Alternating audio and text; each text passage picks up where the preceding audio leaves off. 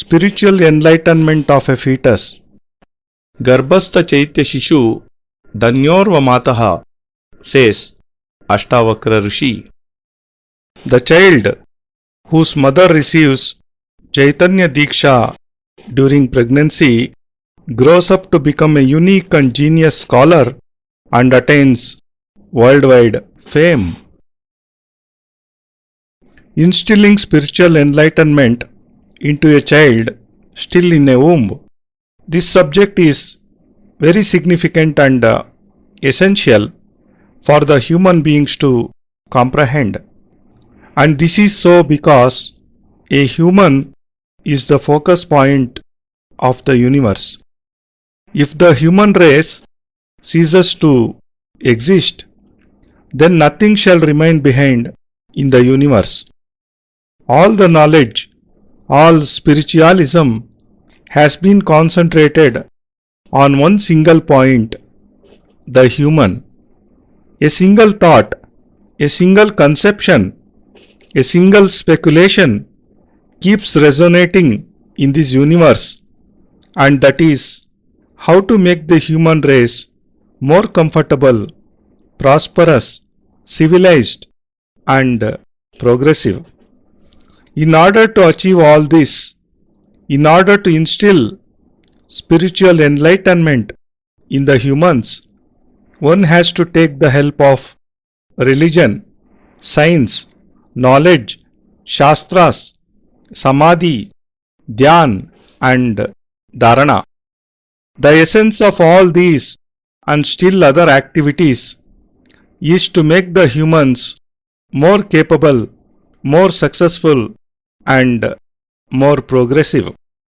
Science invented aircrafts, and the only motive behind this invention was to make traveling faster and speedier. Science invented telephone, and the only goal was to make communication easier and quicker. All the progress and development in the field of science is motivated by only one thought, and that is to make human life more and more comfortable. But a human wishes to be comfortable not only materially but also spiritually. Science helps him in acquiring all outer comforts, but it can in no way help him acquire inner spiritual comfort. If one wishes to travel fast or to communicate someone, or if one wishes for any other comfort, science does prove handy. But science can provide only with external comforts, and it is not at all necessary that a person shall remain happy even after acquiring all these material amenities. A person can attain true joy and happiness only when he is spiritually enlightened, only when he attains inner peace and comfort. And inner peace can be attained only by following dharma, by studying the shastras, and by adopting the thoughts and ideals of our great ancestors and sages.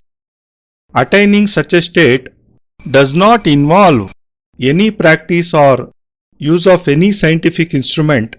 Rather, one needs only to enter one's own soul and activate all the chakras.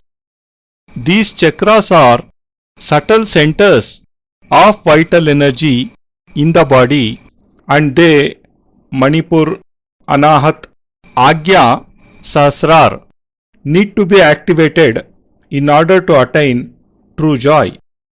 One cannot achieve this state of true joy and comfort until one enters into one's own self through samadhi and realizes all the subtle bodies present within.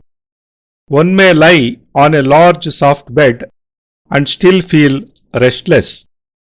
A human being today has all comforts, all basic amenities, still he remains anxious and troubled.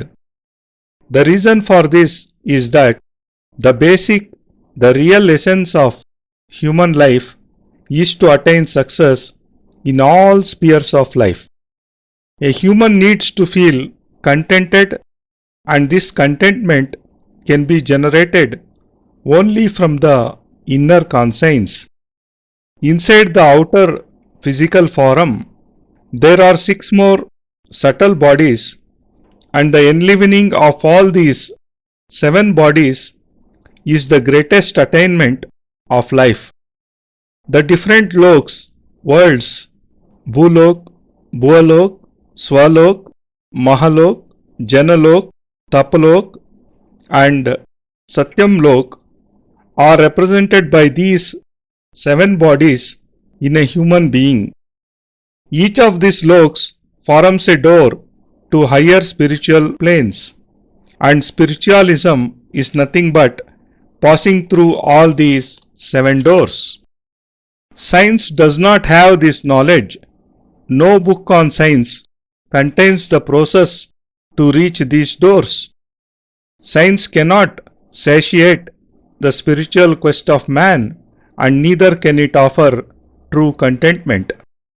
Science cannot help in spiritual progress, and neither can it instill peace into one's soul. And the reason for this is that science has a limit. It can provide with material comforts, but cannot generate true joy in life. The process of generation of true joy in life is called Dhyan or Dharana or Samadhi. This practice of Dhyan, Dharana, Samadhi is considered an indispensable part of human life. But the main question which arises is, can Siddhi be taught to a person? Can a human be made skilled in this practice? Can a human become more comfortable, prosperous and satisfied by obtaining this knowledge? I say that knowledge by itself cannot instill totality in life. A human cannot cross those 7 doors of spiritualism by just reading about it or listening to discourses on the Shastras. Achieving totality is in fact an attempt, a process to enter into one's own self with the help of Dhyan and Samadhi. It is a practice to enter one's physical body, to cross the Bhulok and all other loks and thus reach the Satyam Lok. The main Bij mantras are basic alphabets of the Gayatri mantra are Bhu, Bhuvaha, Suvaha. These Bij alphabets denote 3 of the 7 doors of spiritualism. It is emphasized in this mantra that a human can attain true joy called Anand only by crossing these 7 doors.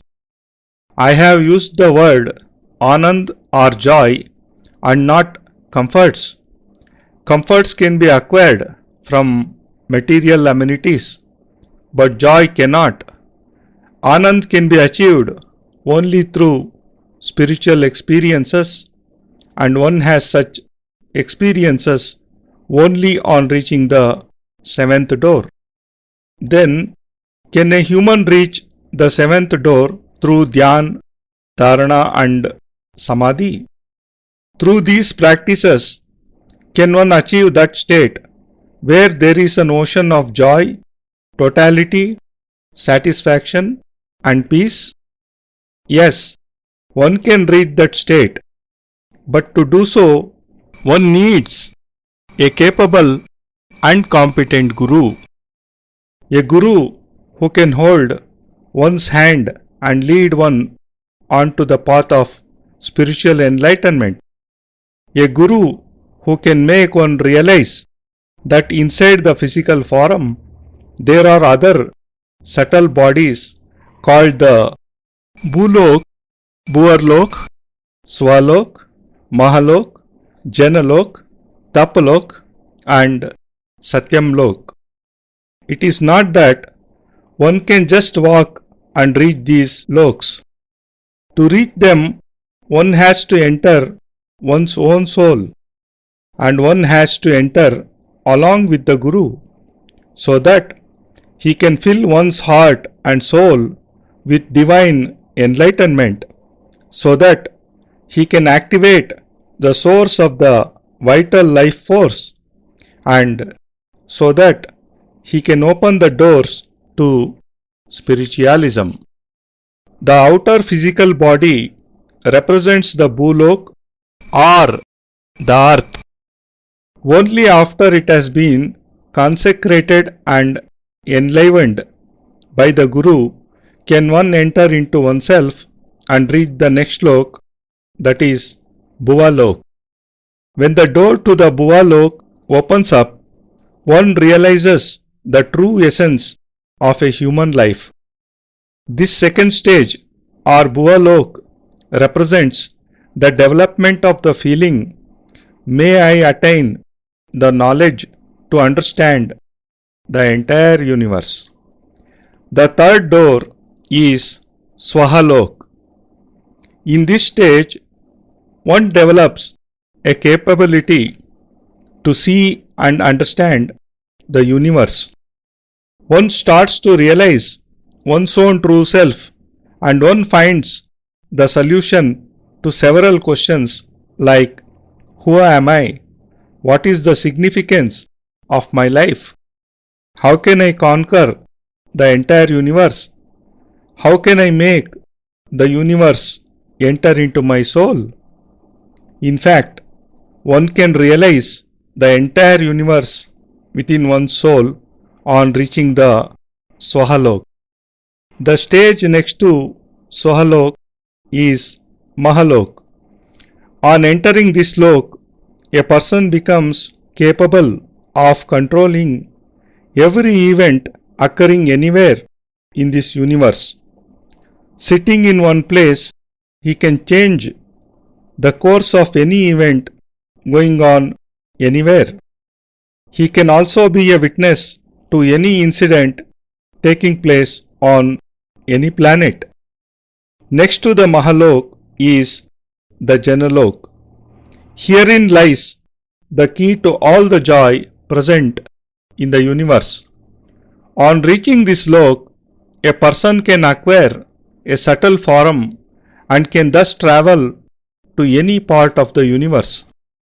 Then he can reduce his physical body to the size of a mosquito, and in this state he can travel anywhere to any planet.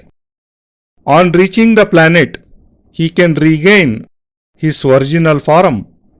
Thus, a unique capability to reduce one's size and then regain it can be achieved on entering the Janalok. After Janalok is the Tapalok. Through the unique attainments of this lok, one can form other bodies similar to one's own. One can thus form 20, 50, 100 or more bodies of the same size, same complexion, same physique and with the same thinking process. Just imagine that if I can form 100 other bodies similar to my own, then I can sit here in one form talking to you. With my second body, I can at the same time be thousands of miles away with someone else, and in my third body, I can enter into Siddhashram. With the help of my fourth body, I can be in Suryalok giving discourses, and with the help of my fifth body, I can carry on some other task. Thus, being in Tapalok, one can form hundreds of other bodies in order to accomplish various tasks at the same time. After crossing the sixth door, one reaches the seventh door called the Satyam Lok. This is the seventh body or seventh stage of spiritualism. With our material visions, we can see only the outer physical body with its ears, nose, eyes, hands and legs. But inside this outer body, there is the second, then the third, fourth, fifth, sixth and finally the seventh body. This final state, Satyam Lok, is the door to Brahmanand, the eternal joy, and reaching it one is filled with complete spiritual enlightenment.